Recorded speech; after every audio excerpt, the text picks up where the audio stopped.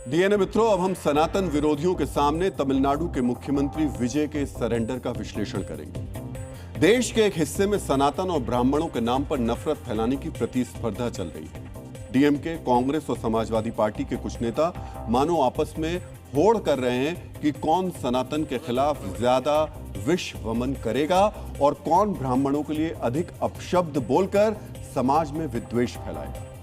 तमिलनाडु में डीएमके के बाद अब कांग्रेस के एक नेता ने भी सनातन को खत्म करने की बात कही है। वहीं उत्तर प्रदेश में समाजवादी पार्टी के एक प्रवक्ता ने ब्राह्मण समाज को लेकर आपत्तिजनक शब्दों का प्रयोग किया। इसके बाद इस पूरे मामले पर विवाद शुरू हो गया है। जाति और धर्म को लेकर बढ़ते विवादों के बीच तमिलनाडु के सीएम विजय ने कुंठा क्लब के एजेंडे के सामने पहले ही दिन सरेंडर कर दिया। मित्रों, सरदार वल्लभ भाई पटेल ने कहा था कि राष्ट्र की एकता नफरत से नहीं, विश्वास और सहयोग से बनती है।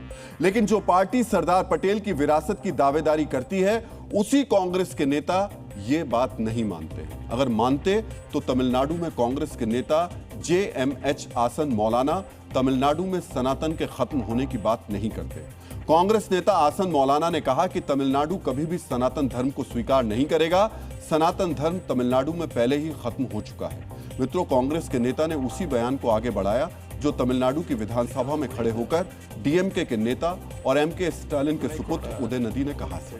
हम आपको सुनाते हैं उदयनिधि ने सीएम विजय को संबोधित करते हुए विधानसभा में क्या कहा।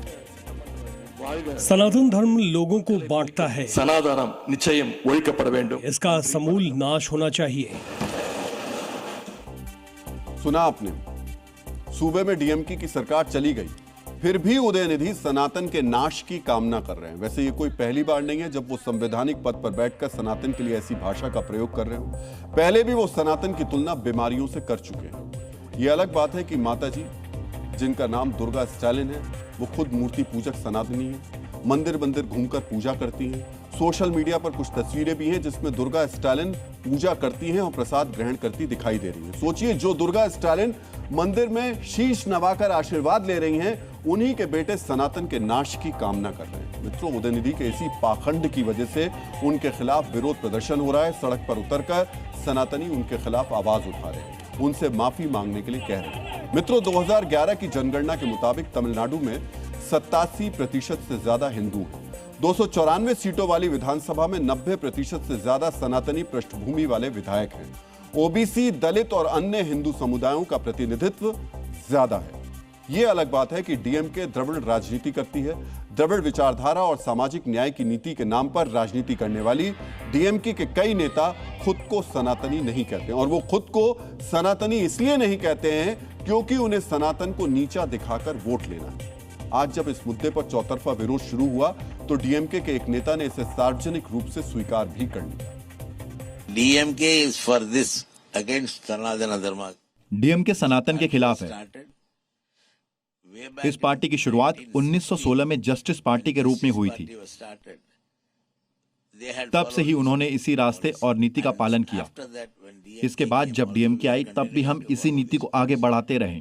हम कई बार चुनाव जीते, कई बार हारे भी। यह राजनीतिक मामला है, वैचारिक नहीं।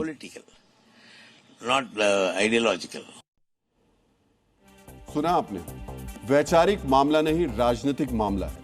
वैसे भी अटल बिहारी वाजपेयी बरसों पहले कह गए थे कि जो किसी धर्म को नहीं मानता वो भी हिंदू ही होता है।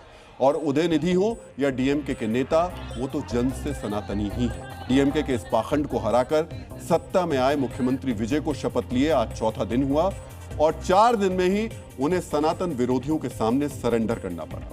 सीएम विजय ने अपने ज्योतिष राघन पंडित वेट्रीवल को अपना विशेष कार्य अधिकारी यानी ओएसडी नियुक्त किया था। जैसे ही एक ज्योतिषी को ओएसडी बनाने की खबर सामने आई, वैसे ही कुंठा क्लब में खलबली मच गई। कुंठा क्लब के तमाम एलीट क्लास के सदस्य जो एक दिन पहले तक मुख्यमंत्री विजय को अपनी धर्मनिरपेक्षता का रोल मॉडल बताने में जुटे थे, वही अचानक उनके खिलाफ बोलने लगे। सरकार में शामिल लेफ्ट पार्टियों ने भी इसका विरोध किया और 24 घंटे के भीतर ही नए सीएम ने मानो सरेंडर कर दिया। ज्योतिष राघवन पंडित वेट्रीवल को ओएसडी पद से हटा दिया गया।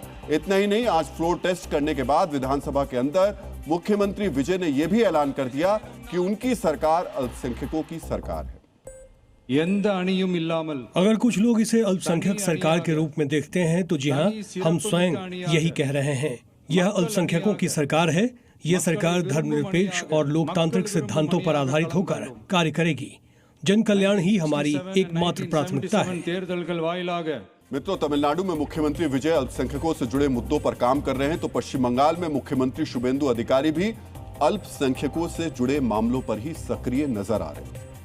लेकिन दोनों की नीति और नियत में बड़ा फर्क दिखाई देता है। फर्क यह है कि सीएम विजय ने तुष्टीकरण की राजनीति करने वालों के सामने पहले ही टेस्ट में सरेंडर कर दिया, जबकि दूसरी तरफ मुख्यमंत्री शुभेंदु तुष्टीकरण को राजनीतिक कवच बनाकर वर्षों से चल रहे मजहबी एजेंडे और अवैध व्यवस्थाओं पर सीधा प्रहार कर रहे हैं।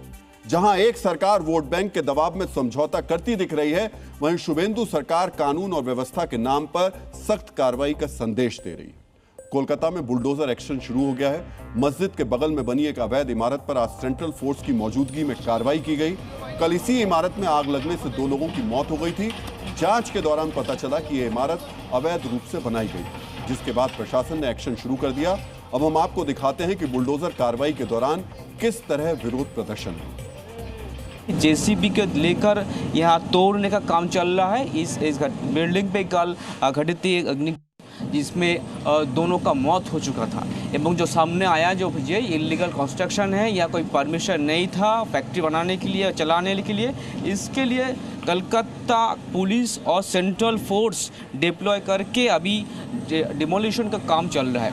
और आज ही चीफ मिनिस्टर शुभेंदु अधिकारी ने बोला है कोई इलीगल कंस्ट्रक्शन शहर में नहीं रहेगा और जिस सबके ऊपर कार्रवाई होगा।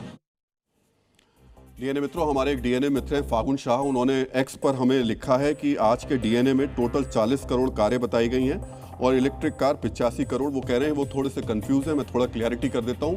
देश में कुल 40 करोड़ गाड़ियां हैं और 85 लाख इलेक्ट्रिक वाहन हैं।